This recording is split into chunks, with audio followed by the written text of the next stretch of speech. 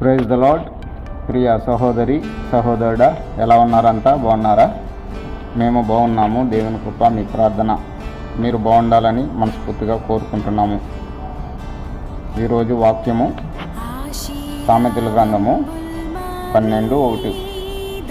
శిక్షను ప్రేమించువాడు జ్ఞానమును ప్రేమించువాడు, గద్దింపును ఆశ్రయించుకునేవాడు పశుప్రాయుడు.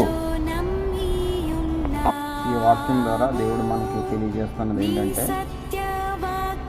శిక్షను అనగా మనం దేవుని పట్ల మనం ఒప్పుకోవాలండి. మన తప్పులన్నీ ఒప్పుకొని దేవునికి సరెండర్ అయిపోవాలన్నమాట. సరెండర్ అయిపోతే ఆయన అందు మనం జ్ఞానము సంపాదించుకునే వాళ్ళం అవుతాము. అలాగే గద్దింపు అంటే దేవుడు హెచ్చరిస్తుంటాడు అనేక దైవజనం ద్వారా, లేకపోతే అనేక